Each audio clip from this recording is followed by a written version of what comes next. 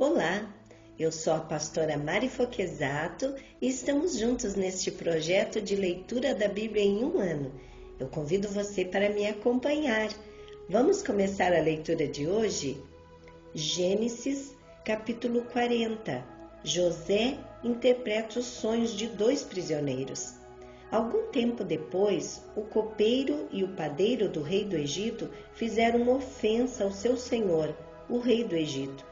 O faraó irou-se com os dois oficiais, o chefe dos copeiros e o chefe dos padeiros, e mandou prendê-los na casa do capitão da guarda, na prisão em que José estava. O capitão da guarda os deixou aos cuidados de José, que os servia. Depois de certo tempo, o copeiro e o padeiro do rei do Egito, que estavam na prisão, sonharam. Cada um teve um sonho, ambos na mesma noite, e cada sonho tinha a sua própria interpretação. Quando José foi vê-los na manhã seguinte, notou que estavam abatidos. Por isso perguntou aos oficiais de Faraó, que também estavam presos na casa do seu senhor: "Por que hoje vocês estão com o semblante triste?" E eles responderam: "Tivemos sonhos, mas não há quem os interprete." Disse-lhes José: "Não são de Deus as interpretações? Conte-me os sonhos." Então o chefe dos copeiros contou o seu sonho a José. "Em meu sonho, vi diante de mim uma videira com 3 ramos. Ela brotou, floresceu e deu uvas, que amadureceram em cachos. A taça do faraó estava em minha mão. Peguei as uvas e as espremi na taça do faraó e a entreguei em sua mão." Disse-lhe José: "Esta é a interpretação. Os 3 ramos são 3 dias. Dentro de 3 dias, o faraó vai exaltá-lo e restaurá-lo à sua posição, e você servirá a taça na mão dele, como costumava fazer quando era seu copeiro. Quando tudo estiver indo bem com você, lembre-se de mim e seja bondoso comigo. Fale de mim ao faraó e tire-me desta prisão, pois fui trazido à força da terra dos hebreus, e também aqui nada fiz para ser jogado neste calabouço." Ouvindo o chefe dos padeiros essa interpretação favorável, disse a José: "Eu também tive um sonho. Sobre minha cabeça havia 3 cestas de pão branco. Na cesta de cima havia todo tipo de pães e doces que o faraó aprecia, mas as aves vinham comer da cesta que eu trazia na cabeça." E disse José: "Esta é a interpretação. As 3 cestas são 3 dias. Dentro de 3 dias, o faraó vai decapitá-lo e pendurá-lo numa árvore, e as aves comerão sua carne." 3 dias depois era o aniversário do faraó, e ele ofereceu um banquete a todos os seus conselheiros. Na presença deles, reapresentou o chefe dos copeiros e o chefe dos padeiros. Restaurou a sua posição o chefe dos copeiros, de modo que ele voltou a ser aquele que servia a taça do faraó. Mas ao chefe dos padeiros mandou enforcar, como José lhes dissera em sua interpretação. O chefe dos copeiros, porém, não se lembrou de José, ao contrário, esqueceu-se dele. Gênesis capítulo 41. José interpreta os sonhos de Faraó. Ao final de 2 anos, o faraó teve um sonho. Ele estava em pé junto ao rio Nilo quando saíram do rio 7 vacas belas e gordas, que começaram a pastar entre os juncos. Depois saíram do rio mais 7 vacas, feias e magras, que foram para junto das outras, à beira do Nilo. Então as vacas feias e magras comeram as 7 vacas belas e gordas. Nisso o faraó acordou. Tornou a adormecer e teve outro sonho. 7 espigas de trigo, graúdas e boas, cresciam no mesmo pé. Depois brotaram outras 7 espigas mirradas e ressequidas pelo vento leste. As espigas mirradas engoliram as 7 espigas graúdas e cheias. Então o faraó acordou, era um sonho. Pela manhã, perturbado, mandou chamar todos os magos e sábios do Egito. e lhes contou os sonhos, mas ninguém foi capaz de interpretá-los. Então o chefe dos copeiros disse ao faraó: hoje me lembro de minhas faltas. Certa vez o faraó ficou irado com seus 2 servos e mandou prender-me junto com o chefe dos padeiros na casa do capitão da guarda. Certa noite, cada um de nós teve um sonho, e cada sonho tinha uma interpretação. Pois bem, havia lá conosco um jovem hebreu, servo do capitão da guarda.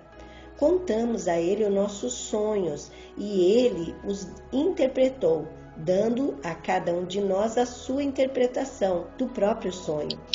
E tudo aconteceu conforme ele nos dissera, e foi restaurado a minha posição, e ao outro foi enforcado. O faraó mandou chamar José, que foi trazido depressa do calabouço. Depois de se barbear e trocar de roupa, apresentou-se ao faraó. O faraó disse a José: tive um sonho que ninguém é capaz de interpretar, mas ouvi falar que você, ao ouvir um sonho, é capaz de interpretá-lo. Respondeu-lhe José: isso não depende de mim, mas Deus dará ao faraó uma resposta favorável. Então o faraó contou o sonho a José. Sonhei que estava em pé, à beira do Nilo, quando saíram do rio 7 vacas, belas e gordas, e começaram a pastar entre os juncos. Depois saíram outras 7, raquíticas, muito feias e magras. Nunca vi vacas tão feias em toda a terra do Egito. As vacas magras e feias comeram as 7 vacas gordas que tinham aparecido primeiro. Mesmo depois de havê-las comido, não parecia que o tivessem feito, pois continuavam tão magras como antes. Então acordei. Depois tive outro sonho.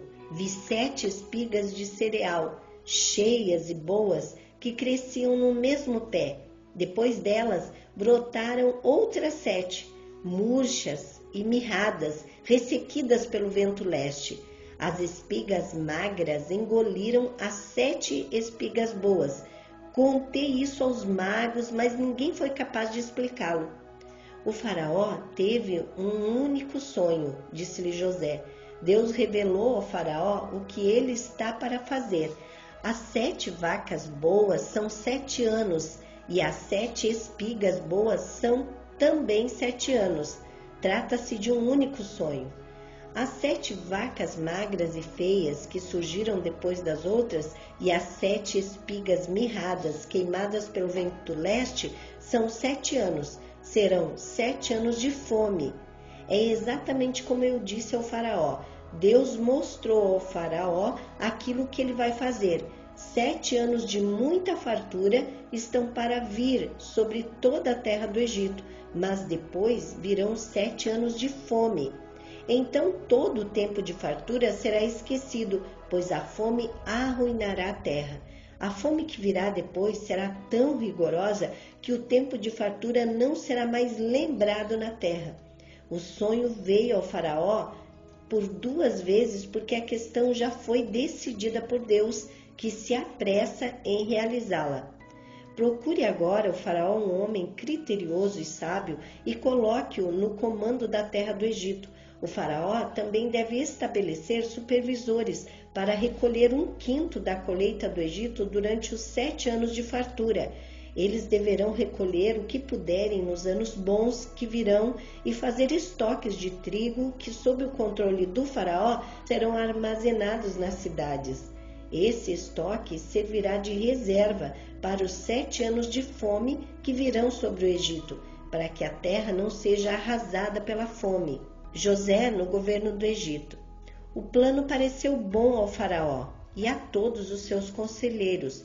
Por isso o faraó lhes perguntou: será que vamos achar alguém como este homem em quem está o Espírito Divino? Disse, pois, o faraó a José: uma vez que Deus lhe revelou todas essas coisas, não há ninguém tão criterioso e sábio como você. Você terá o comando de meu palácio e todo o meu povo se sujeitará às suas ordens. Somente em relação ao trono serei maior que você. E o faraó prosseguiu: entrego a você agora o comando de toda a terra do Egito. Em seguida, o faraó tirou do dedo o seu anel, selo, e o colocou no dedo de José. Mandou-o vestir linho fino e colocou uma corrente de ouro em seu pescoço. Também o fez subir em sua segunda carruagem real, e à frente os arautos iam gritando: "Abram caminho!" Assim José foi colocado no comando de toda a terra do Egito. Disse ainda o faraó a José: "Eu sou o faraó, mas sem a sua palavra ninguém poderá levantar a mão nem o pé em todo o Egito." O faraó deu a José o nome de Zafenate-Paneia e lhe deu por mulher Asenate, filha de Potífera, o sacerdote de On. Depois José foi inspecionar toda a terra do Egito. José tinha 30 anos de idade quando começou a servir ao faraó, rei do Egito. Ele se ausentou da presença do faraó e foi percorrer todo o Egito. Durante os 7 anos de fartura, a terra teve grande produção. José recolheu todo o excedente dos 7 anos de fartura do Egito e o armazenou nas cidades. Em cada cidade, ele armazenava o trigo colhido nas lavouras e nas redondezas. Assim, José estocou muito trigo, como a areia do mar. Tal era a quantidade que ele parou de anotar, porque iam além de toda a medida.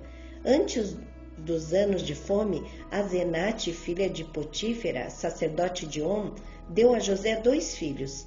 Ao primeiro, José deu o nome de Manassés, dizendo: "Deus me fez esquecer todo o meu sofrimento e toda a casa de meu pai." Ao segundo filho, chamou Efraim, dizendo: "Deus me fez prosperar na terra onde tenho sofrido." Assim, chegaram ao fim os 7 anos de fartura do Egito e começaram os 7 anos de fome, como José tinha predito. Houve fome em todas as terras, mas em todo o Egito havia alimento. Quando todo o Egito começou a sofrer com a fome, o povo clamou ao faraó por comida, e este respondeu a todos os egípcios: "Dirijam-se a José e façam o que ele disser." Quando a fome já se havia espalhado por toda a terra, José mandou abrir os locais de armazenamento e começou a vender trigo aos egípcios, pois a fome se agravava em todo o Egito, e de toda a terra vinha gente ao Egito para comprar trigo de José, porquanto a fome se agravava em toda a parte. Gênesis capítulo 42. Os irmãos de José no Egito. Quando Jacó soube que no Egito havia trigo, disse aos seus filhos: "Por que estão aí olhando uns para os outros?"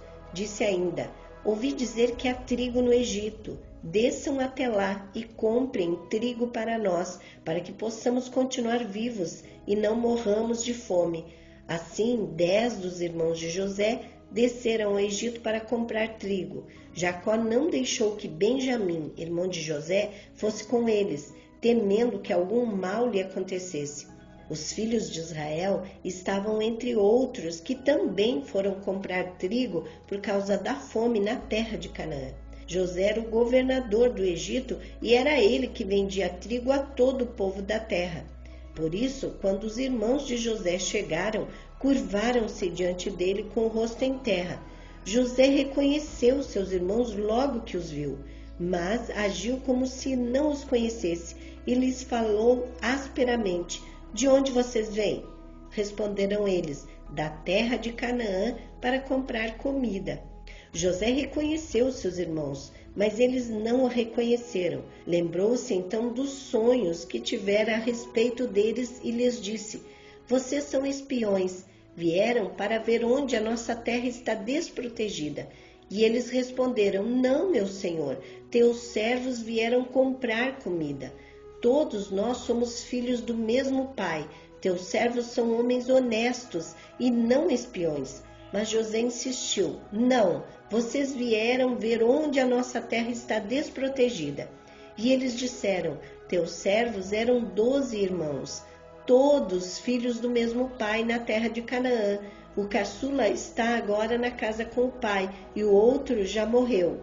José tornou a afirmar: "É como lhes falei, vocês são espiões. vocês serão postos à prova. Juro pela vida do faraó que vocês não sairão daqui enquanto o seu irmão caçula não vier para cá. Mandem algum de vocês buscar o seu irmão enquanto os demais aguardam presos. Assim ficará provado se suas palavras são verdadeiras ou não. Se não forem, juro pela vida do faraó que ficará confirmado que vocês são espiões. E os deixou presos 3 dias. No 3º dia, José lhes disse: eu tenho temor de Deus. Se querem salvar sua vida, façam o seguinte: se vocês são homens honestos, deixem um dos seus irmãos aqui na prisão, enquanto os demais voltam, levando trigo para matar a fome das suas famílias. Tragam-me, porém, o irmão caçula, para que se comprovem as suas palavras e vocês não tenham que morrer. Então se prontificaram a fazer isso e disseram uns aos outros: certamente estamos sendo punidos pelo que fizemos a nosso irmão. Vimos como ele estava angustiado quando nos implorava por sua vida, mas não lhe demos ouvidos, por isso nos sobreveio esta angústia. Rubem respondeu: eu não lhes disse que não maltratassem o menino, mas vocês não quiseram me ouvir. Agora teremos que prestar contas do seu sangue.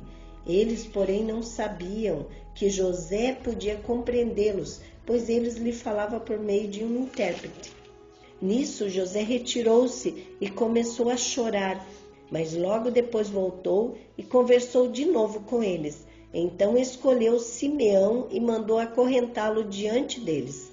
A volta para Canaã. Em seguida, José deu ordem para que enchessem de trigo as suas bagagens, devolvessem a prata de cada um deles, colocando-a nas bagagens, e lhes dessem mantimentos para a viagem, e assim foi feito. Eles puseram a carga de trigo sobre os seus jumentos e partiram. No lugar onde pararam para pernoitar, um deles abriu a bagagem para pegar forragem para o seu jumento, e viu a prata na boca da bagagem, e disse aos seus irmãos: devolveram a minha prata, está aqui em minha bagagem. Tomados de pavor em seu coração e tremendo, disseram uns aos outros: que é isso que Deus fez conosco? Ao chegarem à casa de seu pai Jacó, na terra de Canaã, relataram tudo o que lhes acontecera, dizendo: o homem que governa aquele país falou asperamente conosco e nos tratou como espiões, mas nós lhes asseguramos que somos homens honestos e não espiões. Dissemos também que éramos 12 irmãos, filhos do mesmo pai, e que um já havia morrido, e que o caçula estava com nosso pai em Canaã. Então o homem que governa aquele país nos disse: vejamos se vocês são honestos.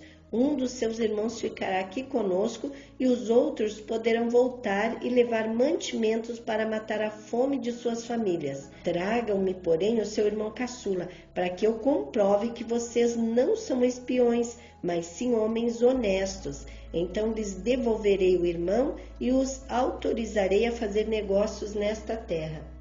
Ao esvaziarem as bagagens, dentro da bagagem de cada um estavam as suas bolsas cheias de prata. Quando eles e seu pai viram as bolsas cheias de prata, ficaram com medo. E disse-lhes seu pai Jacó: vocês estão tirando os meus filhos de mim. Já fiquei sem José, agora sem Simeão, e ainda querem levar Benjamim?